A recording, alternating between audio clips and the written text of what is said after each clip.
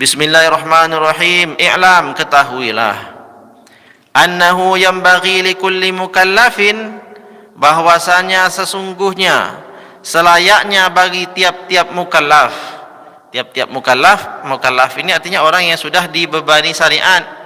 Mukallaf itu aqil baligh, ya. Orangnya sudah akil, berakal, dia sempurna akalnya, bukan orang yang diberi Allah ujian penyakit gila. Kemudian dia ini telah baligh, telah sampai usianya pada usia baligh. Nah, akil baligh itu namanya mukallaf. Ketika ada orang berakal telah sampai pada usia baligh, maka dia sudah jadi mukallaf, sudah dibebani syariat, ya, sudah dibebani syariat. Maka selayaknya bagi orang yang telah dibebani syariat itu, kata Imam An-Nawawi, ayyahfaza lisanahu an jami'il kalami, untuk senantiasa ia terus menerus menjaga daripada lisannya, an jami'il kalami, dari tiap-tiap ucapan, illa kalaman, kecuali sebuah ucapan, tazharul maslahatu fihi, yang telah tampak pada dirinya maslahatnya apa. Dia mau ngomong nih, dia pikir-pikir, oh omongan ini ada manfaatnya, maslahat, baru dia berucap. Ketika dia pikir-pikir, oh enggak ada manfaatnya ucapan ini, maka dia menahannya.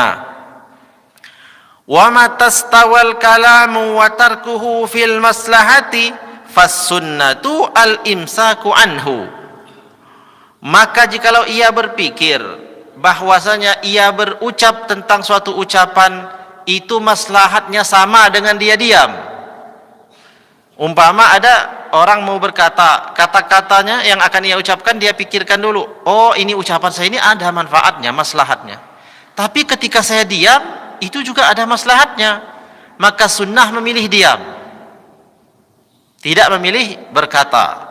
Sunnahnya imsak, menahan diri dari berbicara.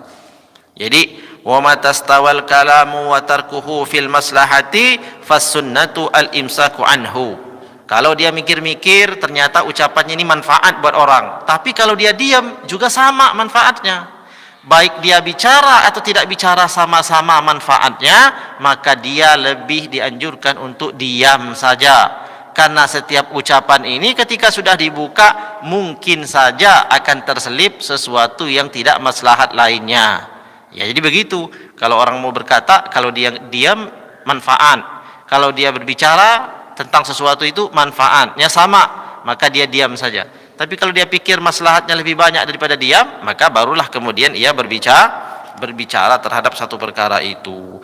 Li'annahu qad yanjarrul kalamul mubahu ila haramin aw makruhin. Sebab setiap ucapan yang mubah, yang boleh tersebut, bisa saja ia akan menyimpang kepada sesuatu yang haram atau minimal makruh. Bal hadza katsirun aw ghalibun fil adati wassalamatu la ya'diluha syai'un. Kebiasaan kita itu kan ngobrol terus gitu ya. Tapi selagi nggak haram ya juga nggak apa-apa. Khawatir juga kita kalau begitu masuk masjid nggak ada lagi suaranya. Nengok udah diam. Ya satu murung, nggak ada lagi tegur sapa. Maksudnya itu hal-hal yang nggak manfaat, itu ya. Hal-hal yang manfaat ya tetap saja. Sepi ya. Ini kelas-kelasnya orang-orang ini khusus ya. Kelas-kelasnya orang-orang khusus. Ya kalau kita, patokan kita yang penting nggak haram ya, yang penting nggak haram yang bicarakan ya aman. Rawaina fi sahihai, kami riwayatkan dalam dua sahih. Al-Bukhari wa Muslimin, yakni sahih Al-Bukhari dan Muslim. An Abi Hurairah radhiyallahu anhu, daripada Sayyidina Abi Hurairah radhiyallahu anhu, anin Nabi sallallahu alaihi wasallam qala, dari Nabi sallallahu alaihi wa alihi wasallam, Nabi telah bersabda, man kana yu'minu billah wal yaumil akhir falyaqul khairan aw liyasmut. Man kana, barang siapa yang ia yu'minu billah, beriman kepada Allah. Barang siapa beriman kepada Allah, wal yaumil akhir, dan beriman kepada hari akhir, ya ucapan atau perbuatannya, falyaqul khairan, maka hendaklah ia berkata baik, aw liyasmut, atau kalau tidak dia diam. Jadi diam itu juga ibadah. Kalau niatnya bukan untuk musuhin orang, tapi diamnya itu untuk meninggalkan maksiat, itu ibadah. Jadi hal perkaranya orang muslim itu memang luar biasa indahnya. Ketika dia bicara, bicaranya yang baik dan manfaat. Ketika dia diam, niatnya meninggalkan maksiat.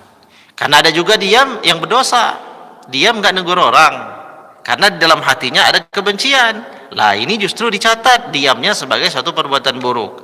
Tapi kalau ada orang diam saja, dia nggak berbicara, tapi niat diamnya bukan karena dia benci dengan teman yang di samping, bukan juga dengan apa, karena merasa dirinya itu nggak layak bicara dengan orang atau sombong, ya, takabur begitu. Asal tidak seperti itu tujuan diamnya, maka diamnya itu ibadah dalam rangka ia meninggalkan maksiat, yakni maksiat berbicara yang haram atau yang sia-sia. Makanya sebagian daripada ulama itu mendidik muridnya di puasa, selain daripada puasa menahan diri dari makan dan minum, puasa dari ngomong. Jadi kalau orang berkunjung ke tempat belajarnya, ke pondok-pondoknya, ketemu para santri, nggak ada yang ngomong, diam. Assalamualaikum. Cuman isyarat aja, terus menerus. Ada yang 1 minggu, ada yang 10 hari, ada yang 40 hari nggak ngomong sama sekali. Kenapa? Ya belajar tidak bicara kecuali yang baik-baik, ya. Nah, kalau kita turunkan lagi ininya, yang penting nggak bicara haram. Tapi kalau mau meningkat lagi, nah ini kita udah ketahui, ya.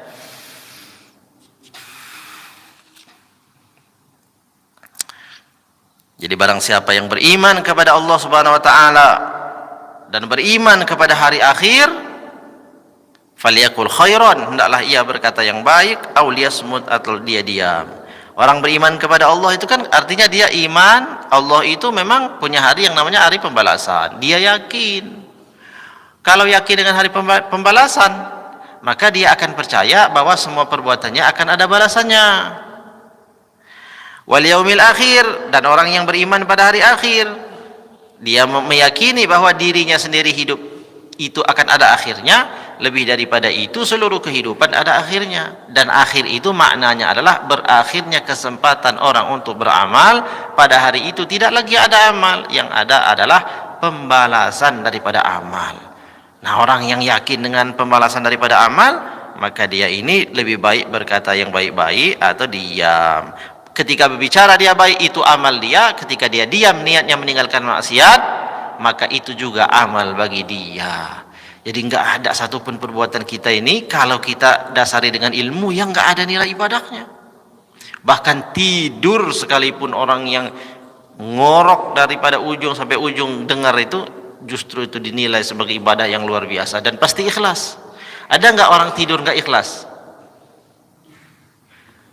Kalau orang sedekah nggak ikhlas, mungkin ada orang sholat nggak ikhlas, mungkin ada, karena itu ada rasa malasnya. Tapi kalau orang lagi luar biasa puncak rasa ngantuknya lalu dia tidur, kira-kira tidurnya itu ikhlas nggak? Ikhlas, ya. Maka jadikan tidur itu sebagai ibadah yang nilainya tinggi. Sebelum tidur baca doa dulu agar tidurnya bernilai ibadah. Sebelum tidur niatkan, tidurku ini ya Allah dalam rangka aku meninggalkan maksiat. Ketika aku tidur aku enggak mendengar orang ghibah, berarti aku meninggalkan maksiat. Ketika aku tidur mataku tertutup, maka aku tidak memandang hal yang haram. Ketika aku tidur aku ini tidak berbicara, dan tidak berbicara aku itu tidak berbicara meninggalkan perkara-perkara yang haram yang untuk dibicarakan. Maka tidurnya itu menjadi ibadah yang luar biasa, bahkan ikhlasnya nomor 1. Ya, nah itu. Jadi, tapi jangan ibadahnya jangan itu terus, ya. Jangan itu terus ibadahnya. Kalau, ya itulah indahnya ilmu. Kenapa ilmu itu ada di majelis ilmu itu lebih utama ketimbang orang tuh sholat bahkan 1000 rakaat sekalipun dalam satu malam? Karena orang yang sholat dia sholat ibadahnya sholat itu. Tapi kalau orang duduk di majelis ilmu, maka dia mendengarkan majelis ilmu, setiap perbuatannya itu nanti akan bernilai ibadah karena dia tahu ilmunya. Ya, termasuk ilmu tidur tadi itu. Ya, lagi belajar ilmu tidur, itu luar biasa itu. Ya, alhamdulillah.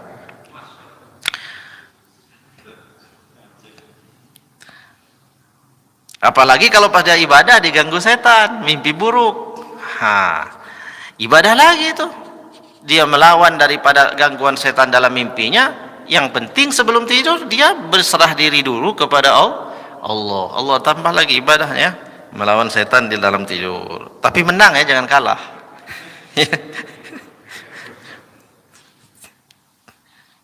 Banyak orang mimpi diganggu jin, ganggu setan.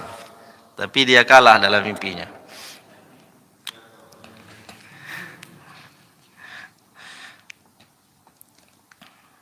Kita lanjutkan. Bismillahirrahmanirrahim. Qultu, aku katakan, kata Imam Nawawi, fahadzal hadisu al-muttafaqu ala sihhatihi nassun sarihun fi annahu yanbaghi alla yatakallama illa idza kana al-kalamu khairan. Dari hadis sahih riwayat Imam Bukhari Muslim yang berbunyi, man kana yu'minu billahi wal yawmil akhir, barang siapa yang beriman kepada Allah dan beriman kepada hari akhir, falyaqul khairan aw liyasmut, maka hendaklah ia berkata baik atau diam. Maka dari hadis ini apa kata Imam Nawawi? Aku katakan, kata Imam Nawawi, fahadzal hadisu, maka adapun hadis ini al-muttafaqu ala sihhatihi, yang disepakati akan kesahihannya, nassun sharihun, adalah nas, dalil yang sangat jelas, fi annahu, bahwasanya sesungguhnya, yang bagi alla yatakallama, bahwasanya tiadalah orang-orang itu berbicara illa idza kanal kalamu khairan, kecuali hanya pada ucapan yang baik saja. Wa huwa allazi zaharat lahu maslahatuhu, itulah yang dimaksud sebagai kalam atau ucapan yang telah tampak maslahatnya. Jadi kalau yang dibicarakan itu adalah perkara yang baik, maka itu sudah pasti maslahat. Kalau ada orang berkata-katanya baik, enggak usah dipikir-pikir lagi ini maslahat apa enggak. Kalau ucapannya baik, itulah kemaslahatannya. Jadi kalau ucapannya itu baik, ya itu pasti maslahat. Termasuk ucapan baik itu menegur saudaranya dengan ramah, dengan ucapan doa, assalamualaikum, ini kalam kan? Ini baik. Ketika ini baik, pasti ada maslahatnya. Maslahatnya apa? Dia akan tertanam rasa cintanya kepada saudaranya, saudaranya pun akan tumbuh dan bangkit di dalam hatinya bahwa dia merasa orang yang berucap salam kepadaku ini adalah saudaranya, lalu dia ucapkan juga jawaban salam orangnya. Jadi wassalamualaikum salam warahmatullahi wabarakatuh. Jadi tiadalah yang baik-baik itu kecuali memang itu telah tampak maslahatnya. Wa mata syakka fi zuhuril maslahati fala yatakallama, akan tetapi suatu ketika ada orang ragu kira-kira yang saya ucapkan ini maslahat atau enggak, maka hendaklah dia menahannya untuk tidak berbicara. Ya kalau salam sudah pasti maslahat, enggak usah lagi dipikir-pikir. Orang mau salam, saya maslahat enggak ya kalau saya ucapkan salam? Ya pasti maslahat, itu baik. Maksudnya dalam ucapan-ucapan yang kita ragu, apa yang akan kita bicarakan ini kira-kira manfaat atau enggak. Ketika kita ragu, maka tahan, jangan dibicarakan. Tapi hal-hal yang sudah pasti maslahatnya sudah kelihatan dan jelas, jangan dipikir-pikir lagi. Orang ketemu orang enggak mau salam, enggak mau assalamualaikum. Kenapa? Dia pikir jangan-jangan enggak maslahat. Nah ini mah salah pikir namanya, nih gagal paham namanya. Jadi kalau yang baik-baik ya segera diucapkan salam. Dalam perkara-perkara lain yang kita ragu baik atau tidaknya, maka jangan dibicarakan, kemudian itu ditahan. Waqad qala al-Imam Asy-Syafi'i rahimahullahu taala, dan sungguh telah berkata al-Imam Asy-Syafi'i rahimahullahu taala, iza aradal kalama fa alaihi ay yufakkiru qabla al-kalamihi. Iza aradal kalama fa alaihi ay yufakkiru qabla kalamihi.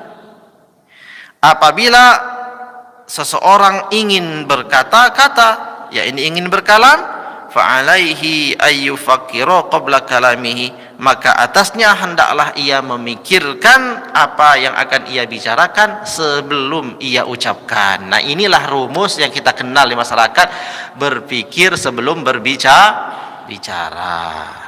Jadi berpikir namanya tafakkur atau yufakkiru qablal kalami. Jadi berpikir sebelum bicara, mau ngomong mikir dulu, jangan bicara dulu baru mikir. Nah, kalau yang ini yang dibalik, bahaya ini. Ngomong aja terus. Apa yang dibicarakan? Nah, itu baru mikir dia. Waduh, jangan-jangan ucapan saya tadi itu nyakitin hatinya orang itu ya. Waduh, jangan-jangan yang saya ucapin tadi itu perkara yang enggak benar ya. Nah, ini telat namanya. Dia sudah ngomong baru mikir. Ya, yang benar adalah berpikir dulu, merenung dulu, baru berbicara.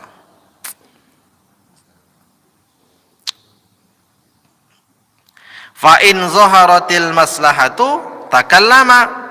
Setelah dia pikir itu, kalau tampak maslahatnya dari hasil pemikirannya itu, takallama, maka dia bicara, ngomong dia, baru dia lanjutkan ucapannya. Wa in syakka, akan tetapi apabila ia ragu dia apa yang akan dia bicarakan manfaat atau tidak, lam yatakallam hatta tazharu, maka ia tidak berbicara sampai tampak maslahatnya, ditunda maksudnya. Ditunda dulu. Ditunda dulu. Satu lagi. Warwaina fi sahihihima, kami riwayatkan di dalam dua sahih mereka, yakni riwayat Imam Bukhari dan Muslim juga.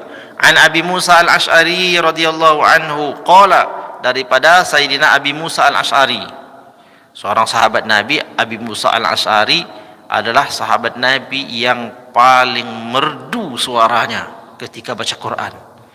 Di kalangan sahabat-sahabat Nabi itu semuanya adalah qori terbaik, pembaca Quran terbaik.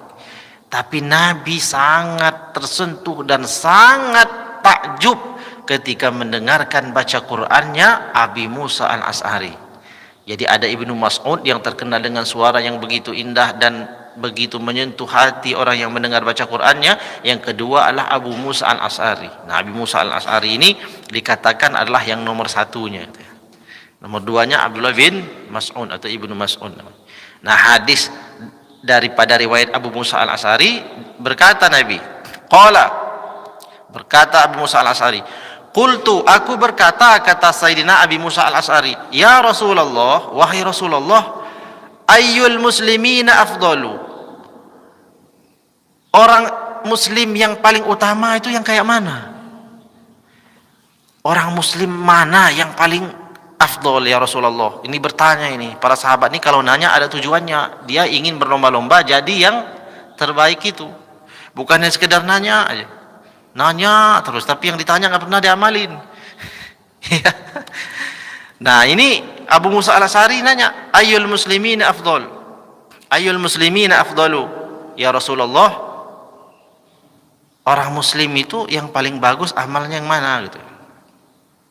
Qala, Nabi jawab, Nabi sallallahu alaihi wa alihi wasallam menjawab, man salimal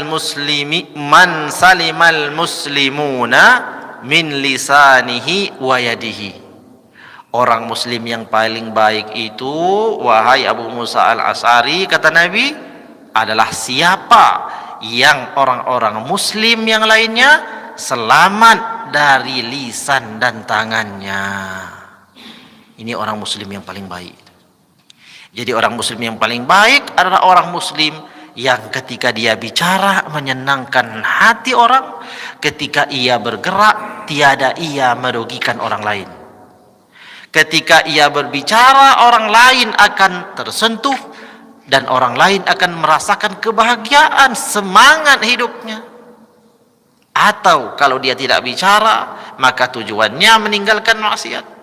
Dan dia adalah orang muslim yang lain selamat daripada yadihi, tangannya, perbuatannya. Dia tidak merugikan orang lain, enggak ngerusak orang, ya, tidak merusak orang lain, tidak merusak barang orang lain, tidak mengganggu orang lain, tidak mencuri barang orang lain, tidak mengganggu dan lain sebagainya, tidak sampai menyakiti orang lain.